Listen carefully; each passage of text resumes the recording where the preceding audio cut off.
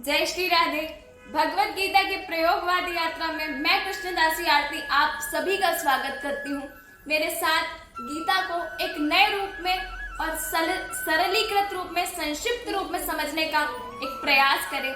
आइए हम सब प्रारंभ करते हैं। गीता एक ऐसा ग्रंथ है जिसके विषय में कहा जाता है कि हम अपने मन में कोई भी समस्या लेकर अगर गीता का कोई भी पृष्ठ खोलते हैं तो उसका समाधान हमें उस पृष्ठ पर मिल जाता है। ऐसा क्या है गीता में जो वर्षों पहले गीता की रचना की गई, वर्षों पहले गीता कही गई और आज भी हमारे मन में जो भी प्रश्न होता है उस हर प्रश्न का समाधान गीता में है।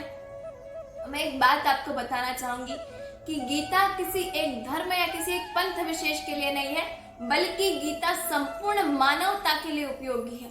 अमेरिका में, लंदन में ऐसी कई कंपनियां हैं जो कि भारतीय धर्म को, सनातन धर्म को नहीं मानती हैं, परंतु उसके बावजूद गीता के रूल्स को वो लोग मानकर अपने काम को कर रहे हैं और जो भी गीता के बातों को मानते हैं वो अपने जीवन में निश्चित ही उन्नति के चरम शिखर पर पहुंचते हैं। तो गीता एक ऐसा ग्रंथ है जो समस्त मानवता के लिए कहा गया है। गीता हमारे परमेश्वर श्री पूर्ण पुरुष श्री कृष्ण की वाणी है।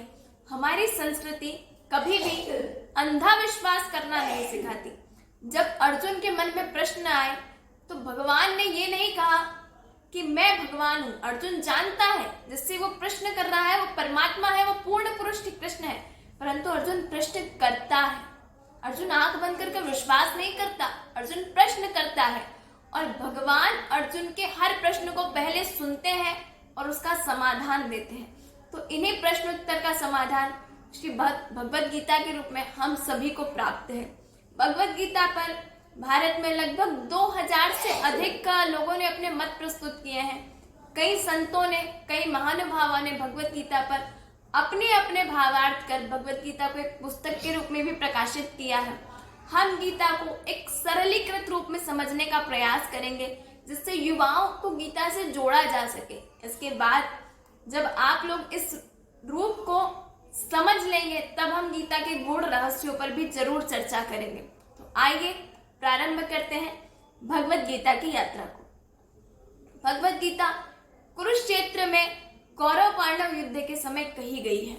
कौरव पांडव युद्ध के समय में श्रीमद् भगवत गीता को कहने के पीछे श्री कृष्ण का उद्देश्य मात्र अर्जुन को समझाना नहीं था, बल्कि वो हम सभी को भी संदेश दे रहे थे कि आने वाले समय में जब भी हम अपने कर्तव्य से पीछे हटेंगे या हमारे मन में संदेह उत्पन्न होंगे या शंकाएं आएंगी या हमारे मन में कई ऐसे प्रश्न आएंगे जिनका समाधान हमें संसार में कहीं नहीं मिलेगा, तो उस समय हम सभी को भगवत गीता एक शरण प्रदान करेगी, आश्रय प्रदान करेगी। अर्जुन की भी स्थिति कुछ ऐसी ही है। दोनों सेनाएं युद्ध के लिए सज्ज हैं। अपने अपने अस्त्र शस्त्रों के साथ हर योद्धा अपने अपने रथ पर आरूढ़ है। धृतराष्ट्र जो कि कौरवों के पिता हैं, जानते हैं कि मेरे पुत्र पापाचरण कर रहे हैं। और पाप का अर्थ क्या है? जो कि न्याय के सम्मत ना हो। देखिए, एक बात मैं हमेशा कहती हूँ कि जब भी हम कोई गलत कार्य करते हैं या हम जानते हैं कि ये पाप है या ये पुण्य है, ये धर्म के संगत है या धर्माचरण है या पापाचरण है, परंतु फिर भी हम अपने मन के वशीभूत होकर वो कार्य करते हैं। धृतराष्ट्र जानते हैं कि उनके पुत्र गलत कर रहे हैं, पर पुत्र प्रेम में धृतराष्ट्र सिर्फ आंखों से ही अंधे नहीं है, बल्कि पुत्र प्रेम में धृतराष्ट्र धर्म के भी विमुख हो चुके हैं। इस प्रकार अंधे हो चुके हैं कि उन्हें अपने पुत्रों का गलत आचरण दिखाई नहीं दे रहा। वो उस आचरण में अपने पुत्रों का साथ दे रहे हैं।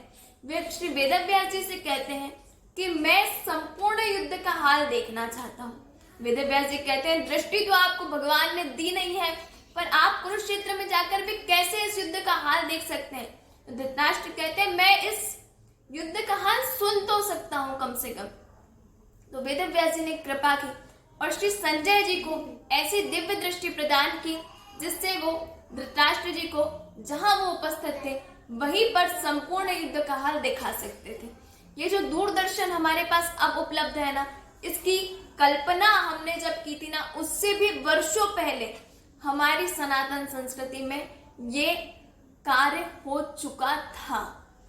संजय ने अपनी आंखों देखा हाल धृतराष्ट्र को सुनाया। तो दोनों सेनाएं अपने अपने पक्ष को लेकर, अपने अपने योद्धाओं को लेकर, अपने अस्त्र शस्त्रों के साथ अपने अपने रथ पर खड़ी है।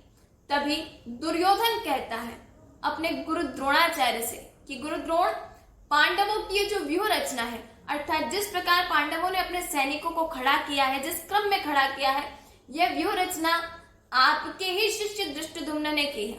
पर आप इस व्यूह रचना को देख रहे हैं, इस व्यूह रचना में कितनी कलाएं हैं, कितना चालाकी से धृष्टद्युम्न ने अपनी सेना को खड़ा किया है। इस बात को कहने के पीछे दुर्योधन का उद्देश्य यह है कि दुर्योधन द्रोणाचार्य को बताना चाहते हैं कि धृष्टद्युम्न इस वरदान के साथ ही जन्मा है कि वो ही द्रोणाचार्य का वध कर सकता है, परंतु फिर भी आपने धृष्टद्युम्न को अपनी हर विद्या सिखाई और आज का परिणाम देखिए कि धृष्टद्युम्न आपके सामने व्यूह रचना बनाकर खड़ा है, परंतु फिर भी आप उसके गुरु हैं, आप उसे हरा सकते हैं। जब दुर्योधन गुरु द्रोणाचार्य को ये सारी स्थिति दिखाता है, उसके बाद दुर्योधन कहता है कि देखो, शत्रु सेना में भीम है, अर्जुन है, द्रौपदी के 5 पुत्र हैं, सुभद्रा पुत्र अभिमन्यु है, धृष्टद्युम्न है, ऐसे कई कई महारथी हैं। इसके पीछे एक बात है, इसके पीछे बताने का कारण यह है कि जब भी हम किसी खतरे से लड़ने वाले होते हैं ना, सबसे पहले हमें खतरे की स्थिति को भांप लेना चाहिए कि हमसे लड़ने या हमारे सामने समस्याओं के रूप में क्या क्या स्थितियां आ सकती हैं। पहले शत्रु की ताकत का पता करना चाहिए। उसके बाद दुर्योधन अपनी सेना के विषय में बताता है कि अगर पांडवों की सेना में भीम है, अर्जुन है, तो मेरी सेना भी पीछे नहीं है। मेरी सेना में विकर्ण है, भीष्म पितामह है, कर्ण है, द्रोणाचार्य, कृपाचार्य जैसे महारथी हैं। इसका कारण यह है कि जब हम किसी भी समस्या का सामना करने जाते हैं तो सबसे पहले हमें शत्रु की ताकत का अंदाजा लगाना चाहिए। उसके बाद हमें अपने पास, हमारे पास जो जो क्षमताएं हैं, जो हमारा प्लस पॉइंट बन सकती हैं, उन पर विचार करना चाहिए। उसके बाद दुर्योधन एक बात कहता है कि पितामह भीष्म जैसा महारथी अगर हमारी सेना में है तो हमारी सेना कभी हार नहीं सकती। देखिए, विश्वास, आत्मविश्वास और अहंकार, इसमें बहुत छोटी सी लाइन होती है। हमें हमेशा ध्यान रखना चाहिए कि हम इसको पार ना करें। दुर्योधन का आत्मविश्वास होना ठीक है, पर दुर्योधन इस अहंकार में है कि भीम तो अभी बहुत छोटा है, भीष्म पितामह की तुलना में भीम की आयु बहुत कम है, उसके पास अनुभव बहुत कम है।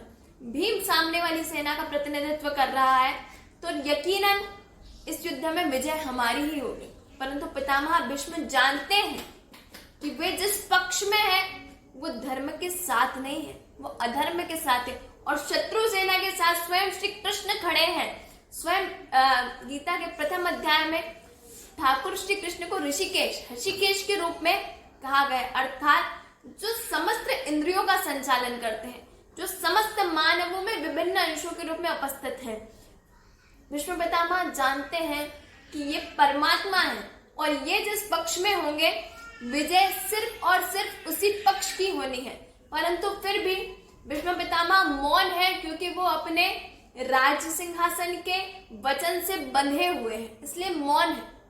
पर देखिए, दुर्योधन कहता है कि आप सारे योद्धा, दुर्योधन को लगता है कि कहीं ऐसा ना हो कि मैं सिर्फ अकेले भीष्म पितामह की प्रशंसा करूं तो अन्य योद्धा नाराज हो जाए। तो दुर्योधन कहता है कि आप सारे योद्धा, क्योंकि भीष्म पितामह वयोवृद्ध हो चुके हैं, आप सारे योद्धा हर तरफ से भीष्म पितामह को घेर कर रखिए या उनका संरक्षण करते रहिए। कहीं ऐसा ना हो कि वो एक दिशा में युद्ध करने में व्यस्त हो जाए और शत्रु इसका फायदा उठाकर दूसरी दिशा से उन पर प्रहार कर दे।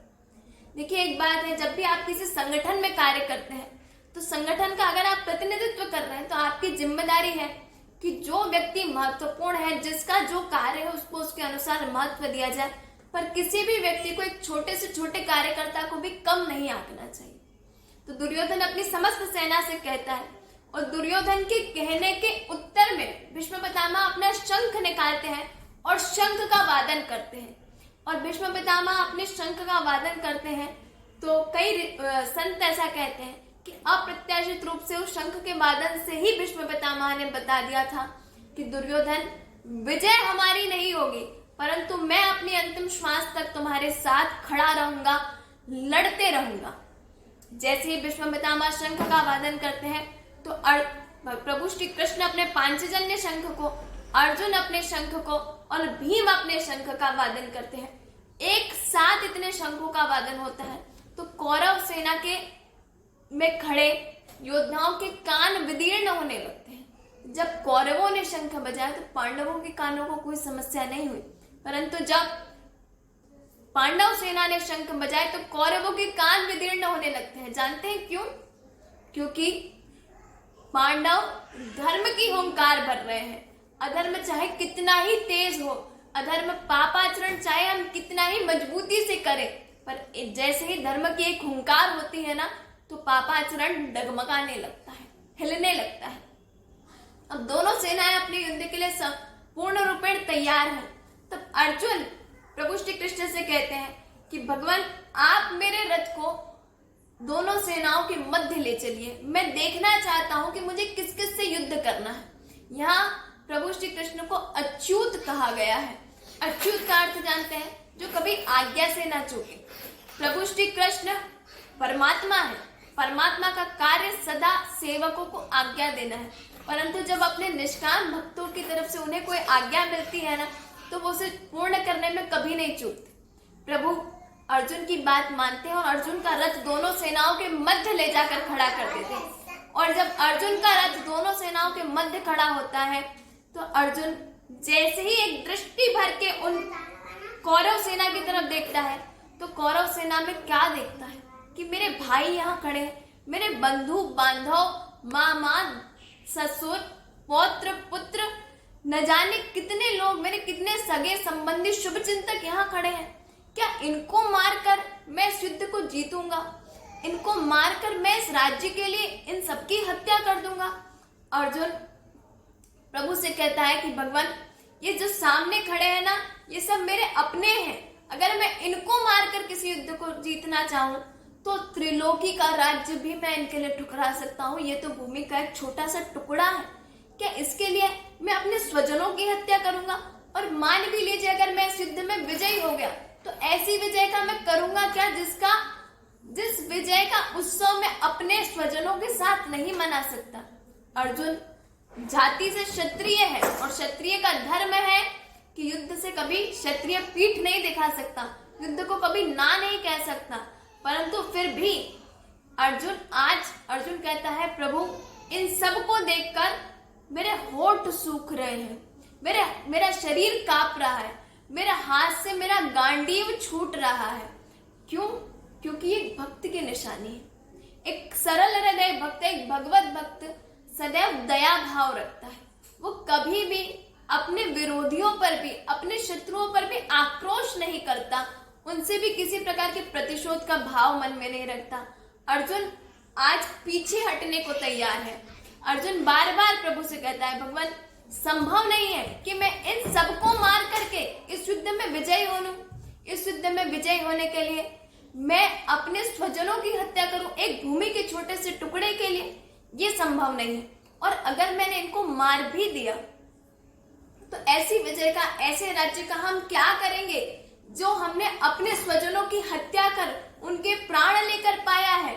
जब अर्जुन बार बार इस प्रकार से प्रलाप करता है, अर्जुन अपनी बात को आचार्यों के मत से समझाने का प्रयास करता है कि आचार्यगण कहते हैं कि कुल की परंपरा के लिए, धर्म की परंपरा को जीवित रखने के लिए घर में वयोवृद्ध व्यक्तियों का होना आवश्यक है।